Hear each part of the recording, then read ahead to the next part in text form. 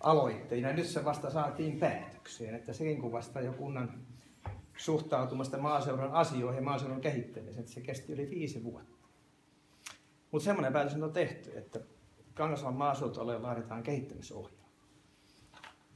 Ja eikä voi olla kysymättä, että miten kyläkoulujen lakkauttaminen edistää maaseudun kehittämistä. Täällä ja kaikilla muillakin kylillä, jossa on koulun lakkautuksen uhan alaisena.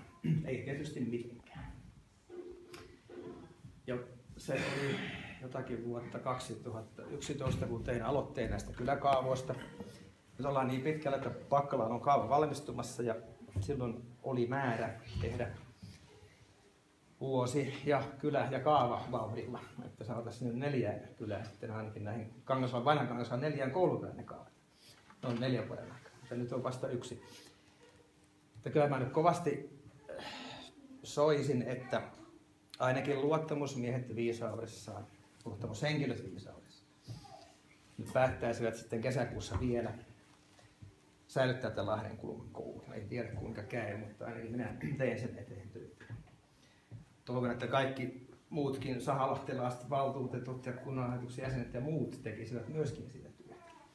Tämähän on vasta virkemaastyöhön esitys, niin kuin on tässä tullut ilmi ja tiedetään. Yhtäkään yksikään luottamushenkilö ei tähän ole missään kokouksessa ottanut vielä kantaa. Mutta kyllähän se saa nähdä sitten kuinka käy. 2 kertaa on käynyt tämmöisessä kipeässä tilanteessa positiivisesti, että koulu on saanut jatkaa. Mutta enpä tiedä kuinka sitten kesäkuussa käy. Mutta ainakin jotkut olemme valmiita tekemään töitä sen hyväksi, että tämä koulu saa jatkaa.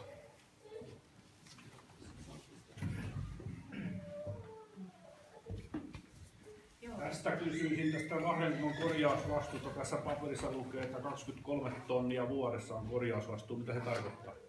Se on sellainen laskennallinen käsite, että niin kuin, nyt puhutaan teoriaa. Eli kun olen maininnut, että meillä on käytössä tämmöinen Hahtela-ohjelmisto perhe kokonaisuudessaan, millä hallinnoidaan Kangasalan kunnan kiinteistöjä, niin se on semmoinen laskennallinen käsite, että se mä tunnustan niitä taustoja, että siellä on joku niin kuin matemaattinen kaava takana, joka niin kuin laskee tämmöisen, että paljonko rakennuksen arvo vuositasolla niin pienee. Eli se perustuu vaan siihen, että valmistumisvuoteen ja että ne tyypit ei välttämättä käydä täällä paikan päällä katsomassa, että missä kunnossa tämä on, ne katsoo, koska on valmistunut kouluun. Ja se Hahtela saisi tulla täällä käymään. Yrjänä Hahtela on reilu 80 vuotta ja hän on niin kuin, käytän nyt oikein voimakasta sanaa, guru tällä rakennusalalla, että niin kuin häntä parempaa tietäjää ei ole, että en rupea häntä vastaan. Sä viitasit Hahtelan ohjelmistoperheessä tämä ratkaistaan, että kyllä se ohjelmistoperhe voisi tulla nyt. Onko se nyt tämä kyseinen henkilö niin tehnyt tämän ohjelmiston sitten kanssa? Sitä on kehitetty, minä en tiedä onko 2-30 vuotta niin lähtenyt kehittämään ohjelmistoja. Siellä on niin taustalla laajoja niin tämmöisiä tutkimushankkeita ja töitä, mitä kautta niin on muodostunut tämmöinen, että mitenkä korjausvastuu. Onko se hänen nimeltään vai? Ihmeessä kysykö tämän tarkempaa mulle. Meillä on vielä luku, mitä kukaan ei tiedä, mikä se perustuu. Mä pääsin 3-4 vuotta sitten käymään tuolla kunnantoimistolla semmoisen keskustelun, missä avattiin nimenomaan tämän koulun niin kuin aitoja lukuja, mitkä oli öljyä ja jätemaksua ja niin edelleen. Ja erilaisia pikkuremontteja ja muita.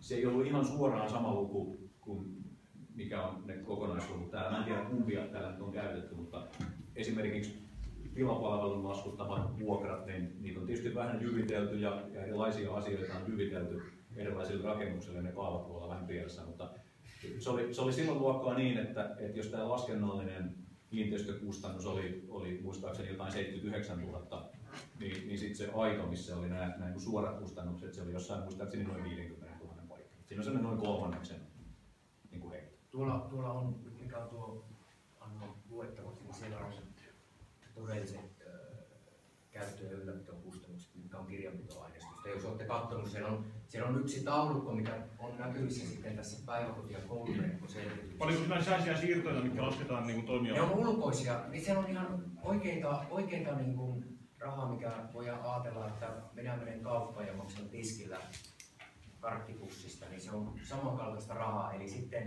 Eli ne on niitä oikeita niinku, Mutta jos on sun, vaikka sun puolisosa omistava kauppa, niin onko se oikein tulee samaan talouteen kumminkin siellä? Eli siellä ei puhuta tästä, kun mainitsin, että meillä tässä Leenan kanssa on oikea vuokrasopimus, tämmöinen sisäinen vuokrasopimus, niin siellä ei, jos katsoitte sitä, varmaan katsoitte niitä lukuja ja taulukkoja, ja sanon, että niin se on sama taulukko, mikä on meillä tässä selvitystyössäkin sitten näkyvissä, niin ne on niin ihan oikeita kulueriä. Että onkohan se mulla siellä otsikossa käyttö- ja ylläpitokustannukset euroa per vuosi. Niin siellä on Minä kiinnostan noista sisäisistä vuokrista. Jos sulla on tämmöinen koulu, joka on reilu 50 vuotta vanha, tuossa vieressä olisi ihan saman kokoinen, ihan uusi koulu. Onko niillä sama vuokra sisäisesti? Vai onko siihen jyvitetty sitä kuntoa? Se menee ihan sisäinen vuokra. Täytyy kehuakin vähän omaa toimintaa, meidän kansallisvaliokunnan toimintaa. Niin meillä on aika edistyksellistä tämä kiinteistöjen hallinnointi, eli se perustuu kyllä hyvin pitkälle niin todellisiin kustannuksiin. Että tässä sisäisessä vuokrassa